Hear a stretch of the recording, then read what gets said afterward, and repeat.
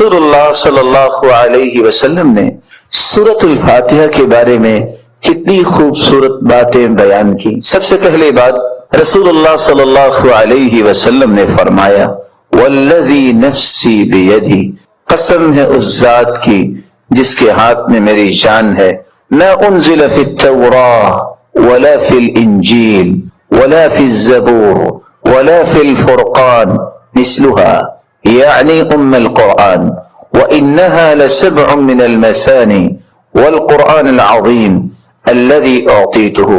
اللہ تعالیٰ نے آسمانی اور الہامی کتابوں میں سے نہ تو تورات میں ایسی صورت نازل کی، نہ انجیل میں ایسی صورت نازل کی، نہ ہی زبور میں ایسی کوئی صورت نازل کی، اور نہ ہی قرآن مجید میں ہی ایسی صورت ہے جیسی اللہ تعالیٰ نے سورۃ الفاتحہ کو نازل کر کے اپنی مخلوق پر انعام کیا ہے۔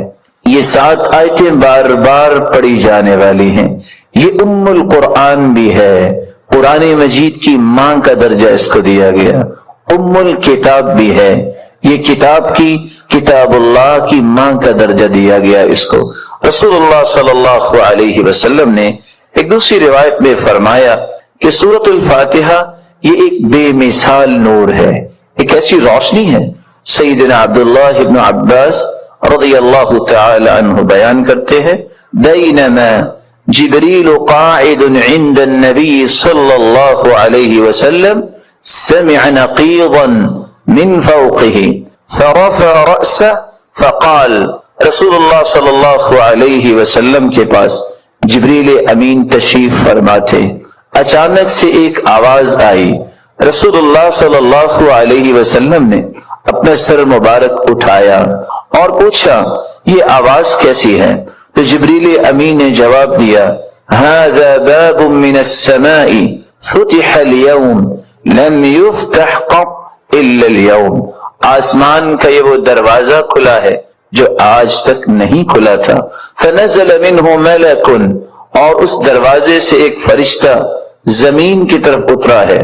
فقال هذا ملک نزل الى الارض لم ينزل قط، پہلے نہیں اتارا گیا یہ فرشتہ الا اليوم، آج ہی اس کو اترنے کا حکم دیا گیا۔ فسلم، اور اس فرشتے نے اتر کر سلام کہا، وقال ابشر بنورین، اے اللہ کے محبوب 2 روشنیوں کے لیے، 2 روشنیاں اور 2 نوروں کے ساتھ آپ کو خوشخبری دینے آیا ہوں۔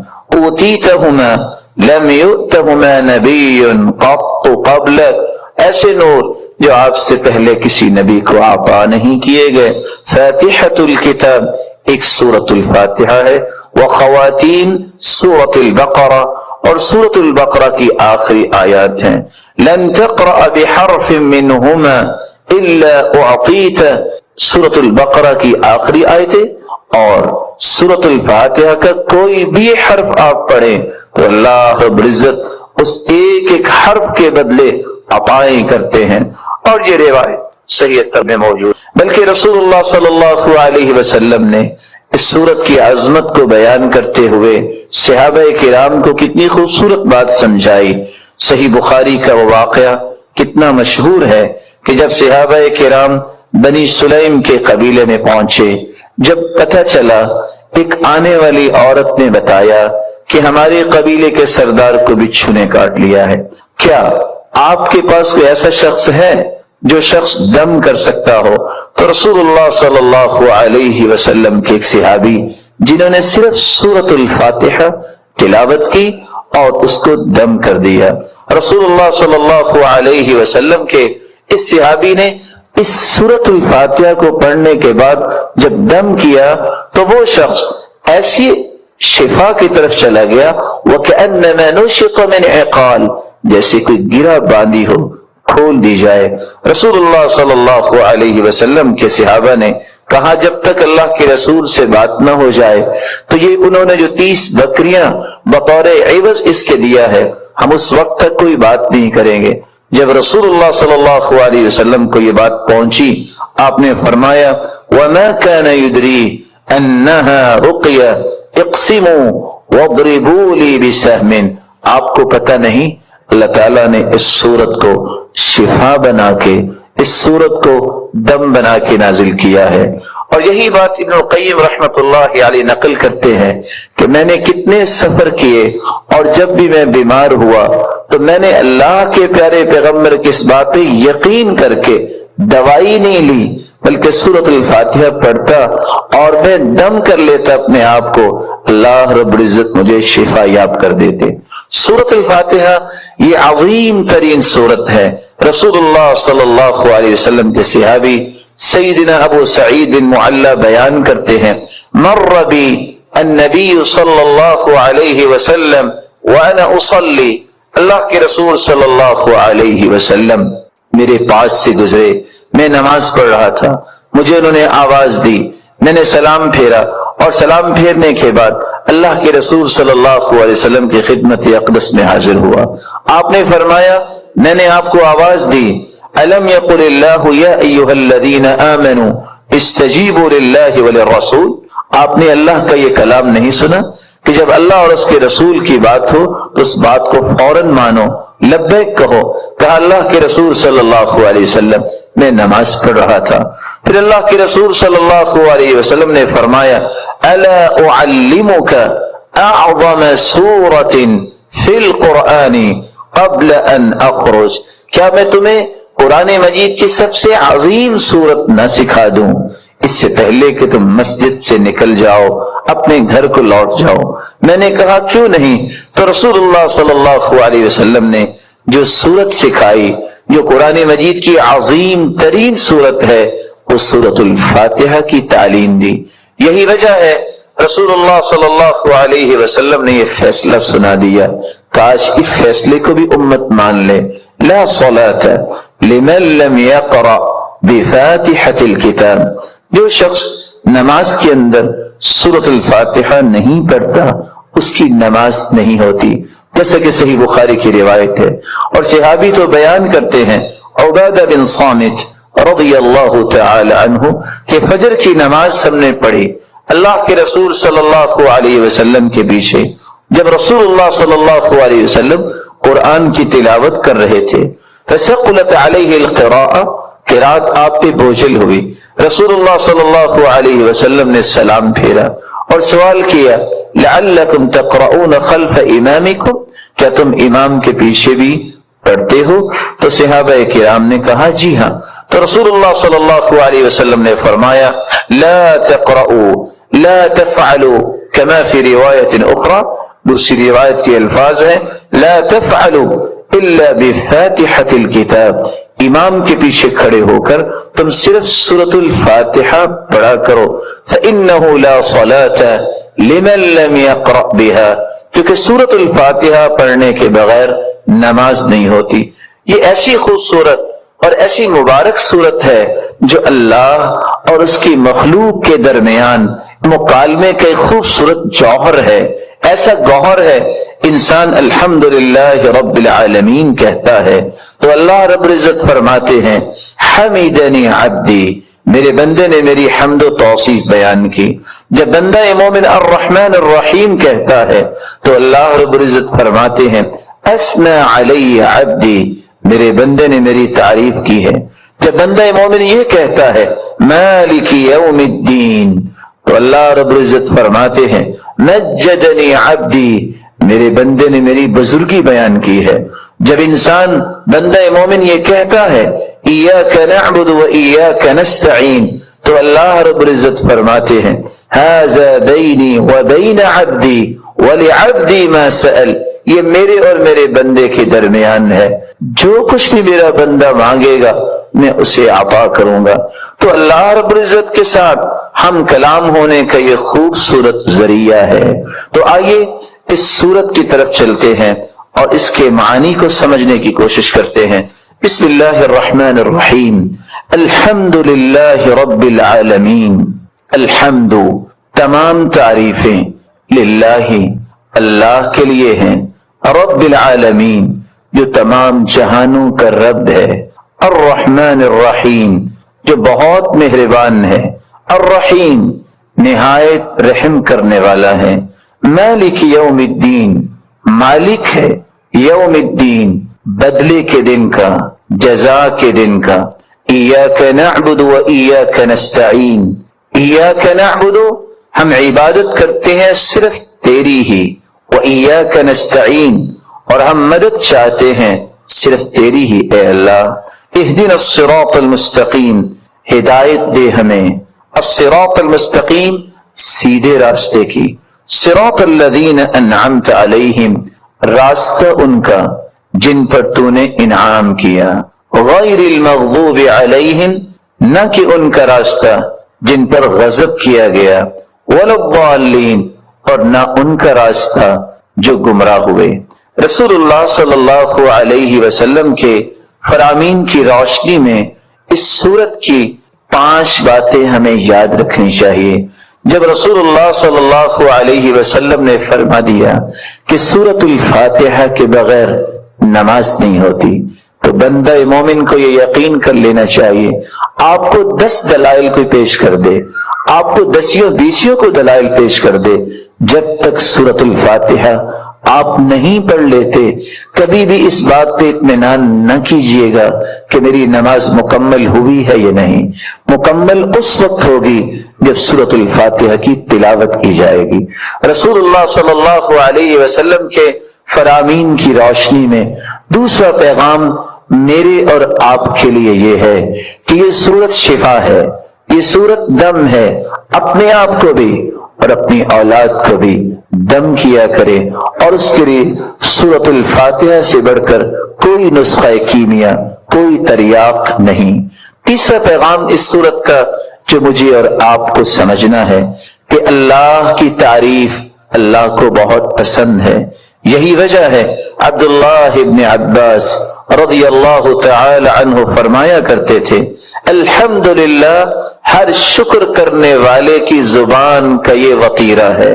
الحمدللہ سب سے پہلے آدم علیہ السلام نے جو کلمہ اللہ نے جب انہیں پیدا کیا، روح ڈالی، تو سب سے پہلا کلمہ جو ان کی زبان پہ آیا وہ الحمدللہ تھا۔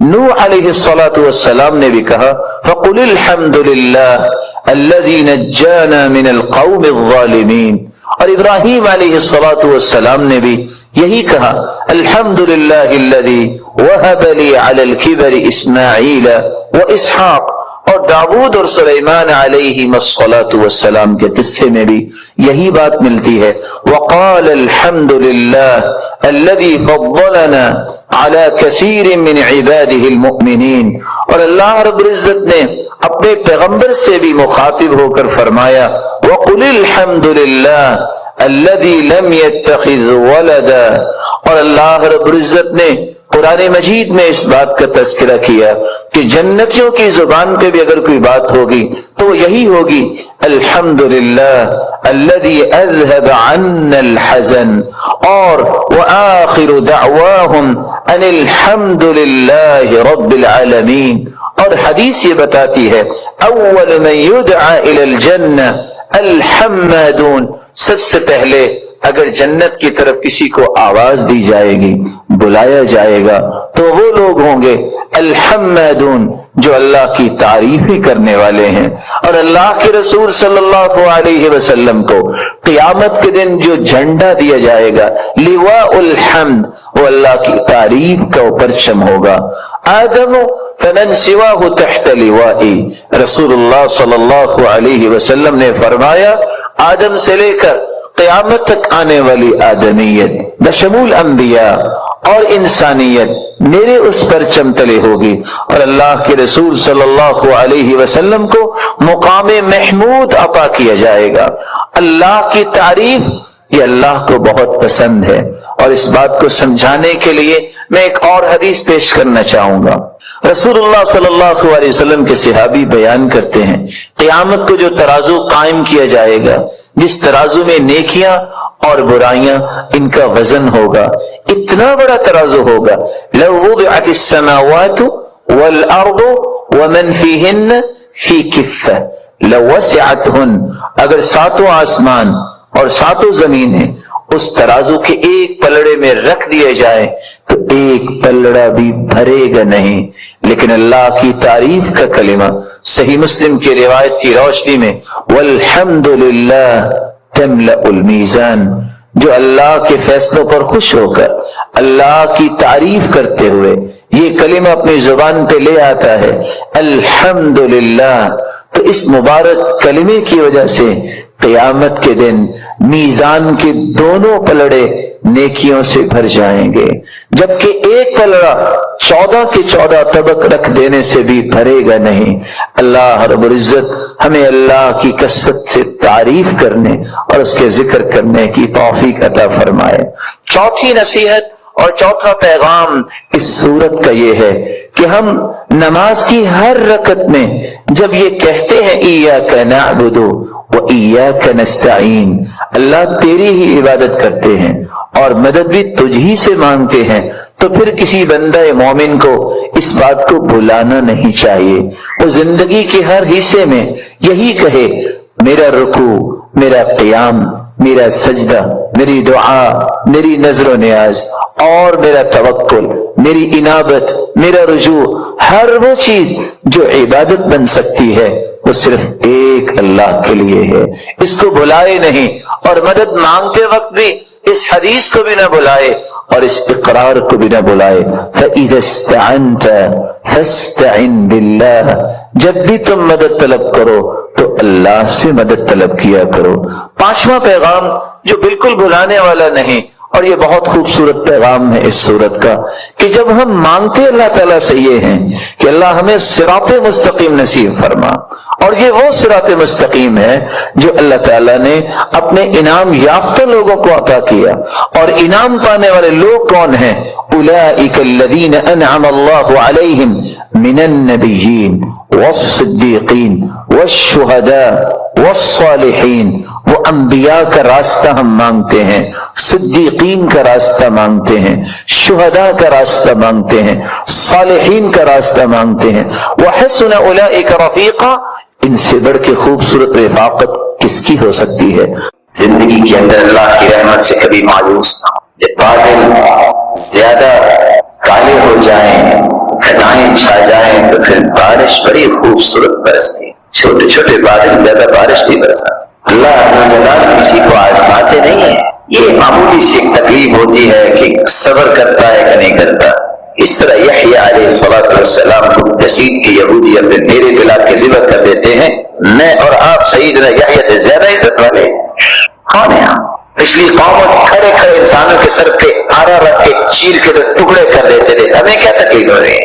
اللہ کا شکر ادا کرنا چاہیے۔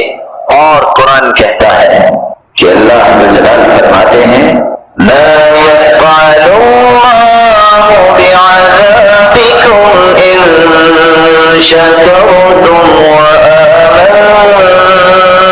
وآمنتم وکان اللہ شاکرا علیما۔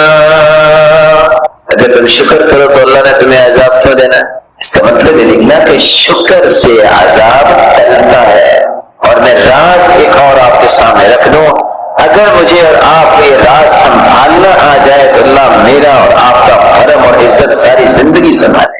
انا عند ظن عبدی بی ان خیرا فخیر وان شرا فشر۔ اللہ عز و جلال فرماتے ہیں میں اپنے بندے کے گمان کے مطابق فیصلے کرتا ہوں، اگر میرے بارے میں حسن ظن ہو تو میں فیصلہ بھی اچھا ہی کرتا ہوں، اور اگر میرے بارے میں گمان برا ہو تو میں اس کے گمان کا بدلہ ایسے دیتا ہوں۔ انا مع عبدی اذا ذکرنی وتحرکت بی شفتاه، میں تو اپنے بندے کے ساتھ ہوتا ہوں علم و قدرت کے ساتھ۔ میرے بندے کے ہونٹ جب حرکت کرتے حرکت بعد میں ہوتی، میری رحمت کا نزول پہلے ہو چکا ہوتا ہے۔ اس لیے آپ اپنے دلوں سے پوچھیے آپ کا رب کے بارے میں ذہن کیا ہے، گمان کیا ہے؟ آج ذہن کیا بنا ہوا ہے؟ بس اگلے 6 مہینے ہم ہیں، پھر گئے، پوری زندگی ہم نے تو آنا ہی نہیں۔ اور کوئی بادشاہ ایسے بھی ہیں کہ بادشاہ ہوتا ہے، وہ کہہ بھی دیتے ہیں بس جی اب یہاں کس نے رہنا ہے، سارے گئے، مر جائیں گے تو رہیں گے، کوئی نہیں مرے گا۔ اللہ تعالی جلال چاہتے ہیں تم نے بیویوں کی بہت خدمت کر لی، بچوں کی، اور والدین سے بھی مل لو، کچھ ان کی خدمت کر کے بھی نیکیاں کما لو۔ اکیلے رہ کے عیاشی تو کر لی ہے اور عبادتیں بھی کی ہیں، ایک عیاشی، اس کو عیاشی میں بھی لفظ بول رہا ہوں، اردو پنجابی کا نہیں، ایک تعايش اور عیاشی وہ بھی ہے کہ آپ رشتے داروں سے مل کے زندگی گزاریں. یہ اصل زندگی ہے. المؤمن الذي يخالط الناس ويصبر على آذاهم خير من المؤمن الذي لا يخالط الناس ولا يصبر على آذاهم. وہ مومن اچھا ہوتا ہے جو رشتے داروں سے مل جل کے رہتا ہے, ان کی تکلیفیں بھی برداشت کرتا ہے. اس مومن سے جو اکیلا رہتا ہے اس کو کوئی تکلیف نہیں آتی, اس مومن سے بہتر نہیں ہو سکتا.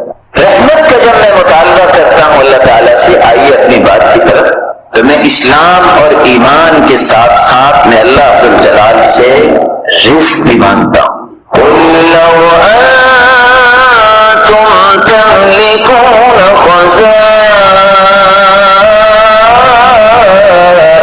رَحْمَةِ رَبِّي إِذًا لَأَمْسَكْتُمْ خَشْيَةَ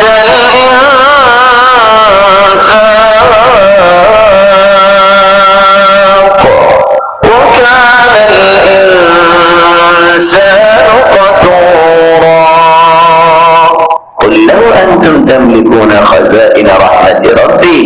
میرے پیارے محبوب ان لوگوں سے کہہ دو اگر خزانے رحمت کے رزق کے اللہ آپ کو دے دو تو آپ ساری دنیا کو مار دو, خرچ ہی نہیں کرتے. بخل اتنا تمہارے اندر آ جائے گا اس ڈر سے کہ ختم نہ ہو جائے, آپ کچھ خرچ کریں گے نہیں, دنیا زندہ نہیں رہے گی. یہ تو اللہ کی رحمت ہے کہ اس نے رزق کے خزانے آپ کے پاس رکھے ہیں.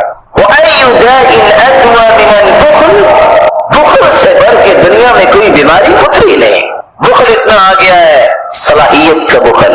اس بندے کے پاس صلاحیت ہے, وہ دین کے لیے خرچ نہیں کرتا. مال کا بخل, مشورے کا بخل, نہ جانے کتنے کتنے زاویے ہیں جس میں ہم بخل کرتے ہیں. اور حالت کیا ہے, ہم چونکہ کوئی زیادہ پڑھے لکھے لوگ نہیں ہیں, وہ ہمارے پاس کبھی لوگ آ جاتے ہیں, دعا کرتے ہیں, نقصان بڑا ہو گیا. تو مجھے ایک واقعہ نے بہت سبق دیا. ایک شخص نے آ کے کہہ دیا جی بہت نقصان ہو گیا, دعا کیجیے. میرا خیال ہے آپ بھی الحمدللہ مجھ سے زیادہ ایمان والے ہیں, اگر آپ کو بھی کوئی بیچارہ مسلمان کے تو آپ کے دل میں بھی نرمی آئے گی.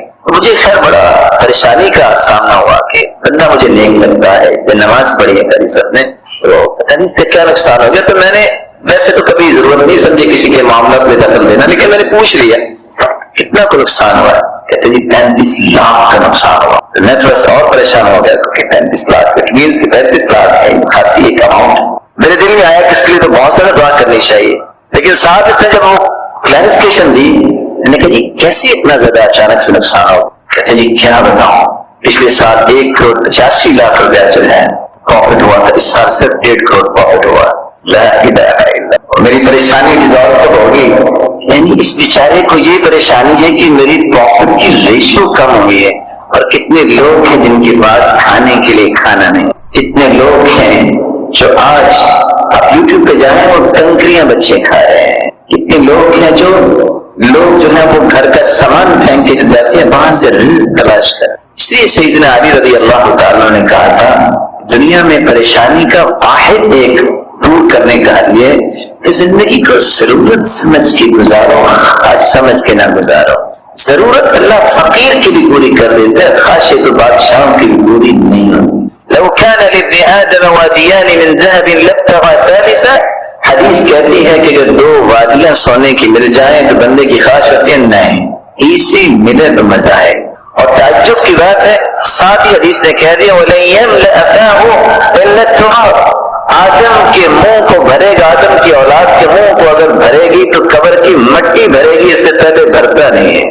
اور آج ڈاکٹرز یہ کہتے ہیں کہ اتفاق سے جب انسان کی ڈیتھ ہو جاتی ہے, یہ 22 گرام کی روح, یہ 2.25 تو بنتے ہیں, روح کو جو آج ڈیفائن کرنا چاہے یورپ نے کہ اس کا وزن کتنا اور کیا ہے, کتنے سالوں کے بعد ہم نے ایک نتیجہ پیش کیا ہے کہ روح جو انسان کے کسی بھی جسم کے کونے خدرے میں چھپی ہوتی ہے اس کا وزن 22 گرام ہوگا. یہ روح جس دن نکل جاتی ہے سب سے پہلے جو چیز بدبودار ہوتی ہے وہ انسان کا پیٹ ہے, جس کے لیے ساری زندگی پریشان رہتا ہے, اسٹیٹس کے لیے ساری زندگی پریشان رہتا ہے.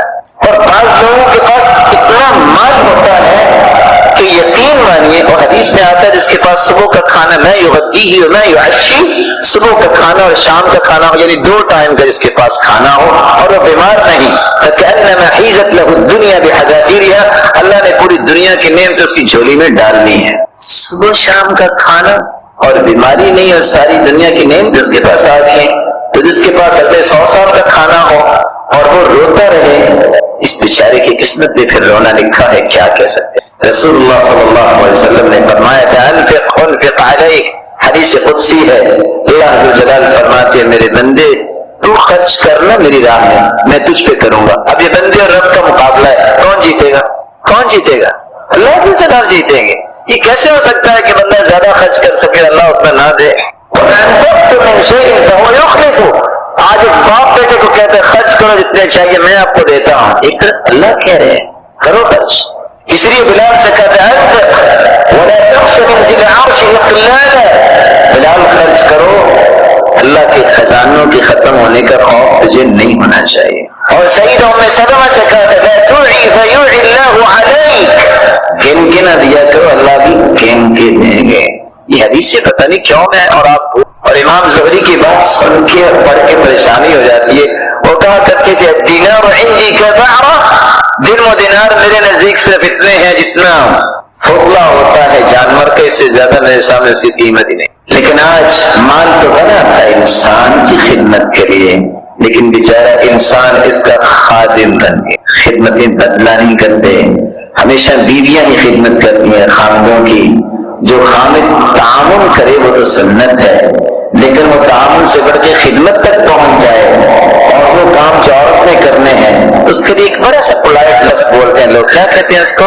اچھا انڈرسٹینڈنگ، غیر مرید نہیں، ماشاءاللہ تعاون میں حرج کوئی نہیں ہے، لیکن ہر ایک کی ایک ذمہ داری ہے اس کو پوری کرنی چاہیے۔ رسول اللہ صلی اللہ علیہ وسلم نے اس لیے صحابہ کرام کو اللہ عز و جل نے توکل سکھایا۔ پتہ نہیں یہ قصہ مجھے کتنا پیارا لگتا ہے اور میں بار بار ہی شیئر کرتا ہوں کہ قرآن نے صرف ایک لفظ بول دیا وَكَانَ أَبُوهُمَا صَالِحًا، بندہ نیک تھا، فوت ہو گیا، 2 بچے اس کے، 2 بچے ہیں اور خزانہ اس کا دیوار کے نیچے دبایا ہے۔ میرے رب کو اپنے پیارے بندوں کے فیوچر پلاننگ کا خود سے فیصلہ کرنا ہوتا ہے۔ کتنی اللہ کو محبت ہے کہ میرے بندے ضائع نہ ہو جائیں۔ ہم کہتے ہیں بچوں کا پتہ نہیں کیا بنے گا، کیا بنے گا، زیادہ سے زیادہ قبر بنے گی، وہ میری اور آپ کی بھی بنی۔ 1 ارب نیک لوگ جمع ہو جائیں صحابی نہیں بن سکتا، 1 ارب صحابی جمع ہو جائیں نبوت کا درجہ نہیں پا سکتے۔ اور قرآن کیا کہہ رہا ہے وَكَانَ أَبُوهُمَا صَالِحًا، باپ نیک تھا، جب دیوار گر گئی تو اللہ نے ایک نہیں 2 پیغمبروں کو، موسیٰ اور خضر علیہ الصلاۃ والسلام، ان دونوں نبیوں کو آرڈر دیا جاؤ میرے اس پیارے بندے کی اولاد کا خزانہ ظاہر ہو گیا تو ضائع ہو جائے گا، دیوار تم بناؤ مزدور بن کے۔ پلاننگ کی اللہ تعالیٰ نے۔ اور ابن کثیر لکھتے ہیں کہ موسیٰ علیہ السلام جب وہ چھڑاتے قوت تو تھی، وہ ایک لگا بیٹھے اس کو اور بندہ مر گیا، بندہ تو مر گیا، وہاں سے پھر دوڑنا پڑا۔ جب وہ مدین پہنچے تو ان کے پاؤں میں جوتی بھی نہیں تھی، پاؤں میں جوتی پھوٹ بھی تھی، کوئی جگہ بھی نہیں تھی رہنے کی۔ ایک لفظ بولا جاتا ہے جاب لیس، صرف اس کے پاس نوکری نہیں ہے۔ موسیٰ علیہ السلام کے بارے میں آپ کیا کہیں گے؟ نہ بیوی ہے، نہ بچے ہیں، نہ گھر ہے، نہ کھانا ہے، بھوک ہے اور پاؤں میں جوتی نہیں۔ اللہ تعالیٰ نے کیا کہا فَسَقَى لَهُمَا ثُمَّ تَوَلَّىٰ إِلَى الظِّلِّ فَقَالَ رَبِّ إِنِّي لِمَا أَنزَلْتَ إِلَيَّ مِنْ خَيْرٍ فَقِيرٌ۔ 2 بچیوں کو دیکھا کہ اپنے جانوروں کو پانی نہیں پلا رہی، باقی سب لوگ پانی پلا کے چلے گئے۔ پوچھا بیٹا کیا ہے؟ کہا ہم سے پتھر اٹھایا نہیں جاتا۔ آگے بڑھے، صلاحیت کو نیکی کے لیے استعمال کی، پتھر ہٹایا، پانی پلایا، واپس پاؤں جب چلے طور کے درخت کی طرف آئے، چھاؤں میں کھڑے ہو کے ایک دعا کر دی ربی انی لما انزلت الی من خیر فقیر، اللہ میں فقیر ہوں تیری رحمت۔ اللہ تعالیٰ نے 4 خوشخبریاں صرف 2 کلمات ہاتھ پہ دے دی. خوشخبری کیا دی؟ ابھی کچھ وقت نہیں گزرا، ایک بیٹی آئی کہ میرے باپ بلا رہے ہیں. ان ابی یدعوک، میرے باپ آپ کو بلا رہے ہیں. کیوں؟ لیجزیک اجر ما سقیت لنا، تاکہ آپ کو بدلہ دیں، آپ نے پانی پلایا. جب وہاں پہنچے تو صرف بدلہ ہی نہیں، اللہ تعالیٰ نے کیا دیا؟ سب سے پہلا پیکج تیار ہو رہا ہے، کانٹریکٹ سائن ہونے لگا ہے. ہمارے 1 سال کا کانٹریکٹ سائن ہوتا ہے، سوچتے ہیں پتہ نہیں اب اگلا ویزا لگے گا کہ نہیں لگے گا. بہت سارے 3 مہینے سے پہلے چیزیں روک لیتے ہیں. نہیں رک جاؤ، پتہ چل لگے گا کہ نہیں لگے گا. اور قرآن کیا کہہ رہا ہے؟ ثمانیہ حجج، کانٹریکٹ سائن ہو رہا ہے کہ 8 سال تک آپ میرے پاس کام کریں گے، کھانا بھی ملے گا، رہائش بھی ملے گی، اور 8 سال اگر کام کر لیں تو میں اپنی بیٹی کا نکاح بھی دوں. کھانے کا مسئلہ بھی حل، مکان کا مسئلہ بھی حل، 8 سال نوکری پکی ہوگی. اور ساتھ نبی کی بیٹی اللہ ذوالجلال نے نکاح میں دینے کی ایک خوشخبری سنا دی. نکاح ہو گیا، اس کے لے کے جو بھی چلے ہیں. ساتھ ہی اللہ ذوالجلال نے 5واں انعام نبوت کا تاج سر پہ سجا دیا. آج یہ آیتیں کن کے لیے ہیں؟ کن کے لیے آیتیں؟ مسلمانوں کے لیے ہے. میرا اور آپ کا تعلق اللہ سے جب مضبوط ہو جائے گا، اور میرے بھائی کسی چودھری سے انسان تعلق جوڑ لے، وہ نہیں چھوڑتا اپنی عزت بچانے کے لیے کہ میں کیسے پیچھے ہٹوں، لوگ کیا کہیں گے. تو میری رب سے جو تعلق جوڑ لے تو اللہ اسے ضائع کر دے. یہ کیسے ہو سکتا ہے کہ اللہ کو جلال کے وعدے جو ہمیں تو خلل آ جائے گا؟ اللہ سے بڑھ کے بھی کو وعدے سچی کرنے والا. اللہ پہ ایمان اور توکل اللہ ہمیں نصیب فرمائے. رحمت سے مراد جہاں رزق ہے، رحمت سے مراد بارش بھی ہے. اللہ کی جلال فرماتے ہیں وَهُوَ الَّذِي يُرْسِلُ الرِّيَاحَ بُشْرًا بَيْنَ يَدَيْ رَحْمَتِهِ حَتَّى إِذَا أَقَلَّتْ سَحَابًا ثِقَالًا سُقْنَاهُ لِبَلَدٍ مَّيِّتٍ فأنزلنا به الماء فأخرجنا به من الثمرات. اللہ جلال کی رحمت کو نازل کرتے ہیں. وهو الذي ينزل الغيث، اللہ جلال بارش کو نازل کرتے ہیں. وينشر رحمته، اور اپنی اس رحمت کو دنیا میں پھیلا دیتے ہیں. ہریالی جب آتی ہے لوگوں کے چہروں پہ بھی شادابی آ جاتی ہے، تازگی آ جاتی ہے. تو میں اور آپ جب اللہ تعالیٰ سے رحمت مانگتے ہیں تو اسلام بھی مانگتے ہیں، ایمان بھی مانگتے ہیں، رزق کی فراوانی بھی مانگتے ہیں، اور بارش بھی مانگتے ہیں. اور وہاں ہم ہر قسم کی آزمائش سے حفاظت بھی مانگتے ہیں. قُلْ أَفَرَأَيْتُم مَّا تَدْعُونَ مِن دُونِ اللَّهِ إِنْ أَرَادَنِيَ اللَّهُ بِضُرٍّ هَلْ هُنَّ كَاشِفَاتُ ضُرِّهِ أَوْ أَرَادَنِي بِرَحْمَةٍ هَلْ هُنَّ مُمْسِكَاتُ رَحْمَتِهِ قُلْ حَسْبِيَ اللَّهُ عَلَيْهِ فَلْيَتَوَكَّلِ الْمُتَوَكِّلُونَ.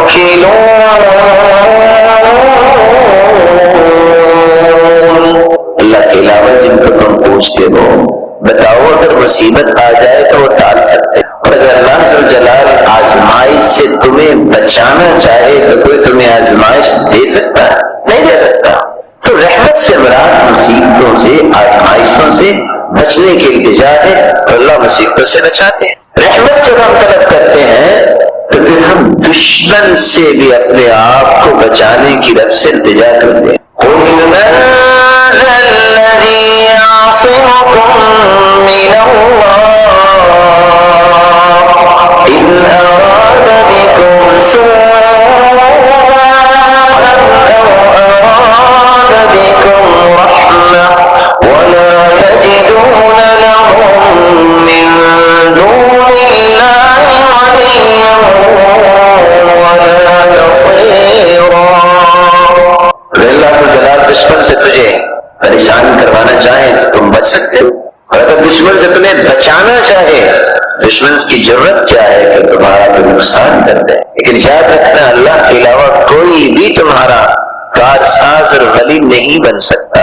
اس لیے اللہ جل جلالہ کی محبت، اللہ جل جلالہ سے حسن ظن، اللہ جل جلالہ کے توکل، اس کے ساتھ تعلق جوڑنا اس کو کم نہیں کیجیے گا. قرآن مجید یہ بیان کرتا ہے کہ رحمت سے مراد صرف دشمنوں سے بچاؤ نہیں، بلکہ رحمت سے مراد اللہ جل جلالہ کی محبت بھی ہے. اللہ جل جلالہ کی وہ خصوصی محبت ہے جس سے انسان کی زندگی میں لذت آتی ہے. اس کو پریشانیاں کبھی پریشان نہیں کرتی، بڑے سکون سے اپنی زندگی گزارتا ہے. آپ نے بعض لوگوں کو دیکھا ہوگا ان کے پاس کچھ نہیں ہوتا لیکن ان کے چہرے پہ اتنی مسکراہٹ ہوتی ہے کہ پریشان لوگ ان سے ملاقات کر کے پریشانی ختم کر بیٹھتے. یہ ان کے دل میں ایک خاص قسم کی اللہ تعالیٰ نے رحمت ڈالی ہوئی ہے. اس لیے سفیان ثوری کہا کرتے تھے لو علم الملوک ما فی ایدینا لجادلونا بالسیوف. اگر بادشاہوں کو پتہ چل جائے نا ہمارے دلوں میں سکون کتنا ہے دین کی وجہ سے، تو یہ تلواریں لے کے ہمارے پیچھے دوڑے. یہ سکون ہمیں تو ملے گا پھر بھی ان کو نہیں جب تک یہ عبادت نہیں کرے. یہ خاص سکون جو ہے یہ اللہ تعالیٰ کی رحمت ہے.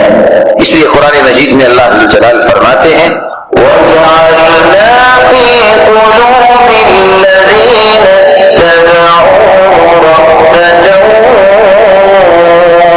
وَرَحْمَةً. جنہوں نے اتباع کی، جنہوں نے پیروی کی، اللہ کے احکامات مانے، اللہ نے خاص قسم کا سکون ان کے دل میں رکھ دیا ہوتا ہے.